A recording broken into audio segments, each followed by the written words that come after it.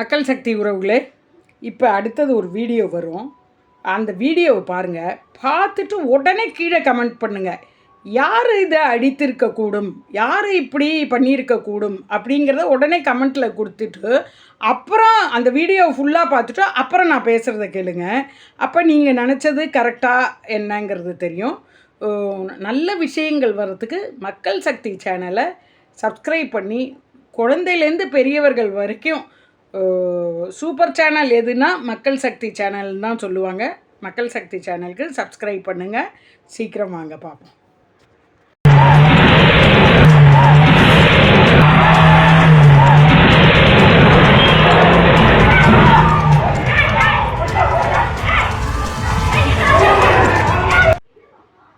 மக்கள் சக்தி உறவுகளே, பார்த்தீங்களா? இந்த வீடியோவை பார்த்துட்டு எவ்வளவு மனசு கொதிக்குது, கஷ்டமாக இருக்குது. இது வேணுன்ட்டேன்னு ஒருத்தர் அடித்தாரா, வேணுன்ட்டேன்னு ஒருத்தர் ஓட்டிகிட்டு வந்து வேகமாக ஓட்டிகிட்டு வந்து அடித்தாரா? அப்படிலாம் இல்லை. ஒரு குடும்பத்தில் காரை வாங்கியிருக்காங்க. அந்த காரில் வந்து குழந்தைய உட்கார வச்சுருக்காங்க. குழந்தைய என்னது அந்த சீட்டு, டிரைவர் சீட்டில் உட்காந்துட்டு அந்த குழந்தை தெரியாமல் கியர் உழுந்து ஆக்சிலேட்டர் கொடுத்தாங்கங்கிறாங்க. சின்ன பையன் ஆக்சிலேட்டர் அடித்து அதுக்கு ஆஃப் பண்ண தெரியாமல் இப்படி அடித்து ஓடுது அப்படிங்கிறாங்க. யாருனாக்க இப்போ அடித்தது பாருங்கள் ஒருத்தர் மேலே, அவரோட பேரன் வந்து அப்படி ஓட்டி சின்ன பையனாக ஓட்டி அடிச்சுட்டாங்கன்னு. எவ்வளோ ஒரு கொடுமை! பேரங்கையாலே தாத்தாக்கு அங்கே மரணம் ஆகிடுது. அதுவும் என்ன ஒரே அடியில். இது வந்து தெரியாத விஷயம் இல்லை. பெரியவர்கள் தான் நம்ம குழந்தைகளை வந்து அதில் உட்காரும்போது சாவியெல்லாம் போட்டு பூட்டிட்டு உட்காரணும், சாவியை கொடுக்கக்கூடாது. இது மாதிரி பல தவறுகள் நம்ம பெரியவர்கள் செய்கிறோம். குழந்தை கையில் எதை கொடுக்கணும் எதை கொடுக்கக்கூடாதுன்னு தெரியாமல் பல தவறுகள் செய்கிறோம். இல்லை இப்படி தான் நடக்கணும்னு ஒரு விதி இருக்கிறதுனால நடக்கிறதா தெரியல. எனக்கு தெரிஞ்ச ஒருத்தர் வந்து காரை ரிவர்ஸ் எடுக்கும்போது அவங்க அப்பாவை அடித்து அவங்க அப்பா அங்கே மரணம் ஆகிடுது.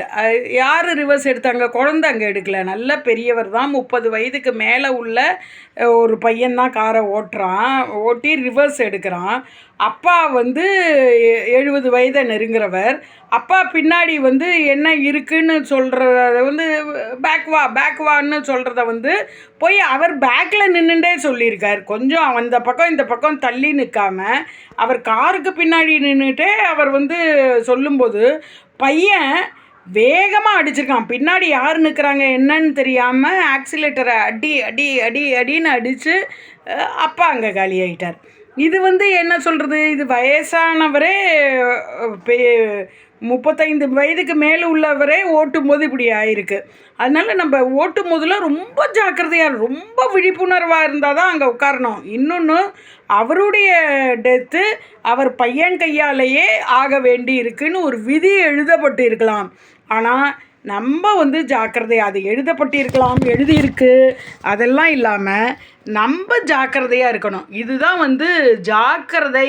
முன்ஜாக்கிரதை முத்தண்ணாவா ரொம்ப இருக்காங்க அப்படின்னு சொல்லுவாங்க. ஆனால் ஜாக்கிரதையாக இருக்கணும். எப்பவும் வண்டியை எடுக்கும்போது உங்கள் காருக்கு அடியில் குனிஞ்சு பாருங்கள். பார்த்திங்கன்னா அங்கே சில நேரம்லாம் நைட் டைம் ஒதுங்கி வந்து நாய் வந்து படுத்துட்டு சில டைம்லாம் குட்டி போட்டு வச்சுருவோம். நமக்கு தெரியாமல் அப்படியே நசுக்கி அந்த கொடுமையெல்லாம் நான் கேட்டிருக்கேன். அப்படிலாம் ஆகக்கூடாது. காரை எடுக்கும்போது கீழே குனிஞ்சு பாருங்கள். 2 வாட்டி காரை தட்டுங்க.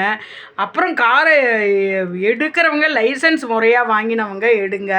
கற்றுக்கணுன்னா நீங்கள் ஒரு டிரைவரை வச்சுட்டு கற்றுக்கங்க.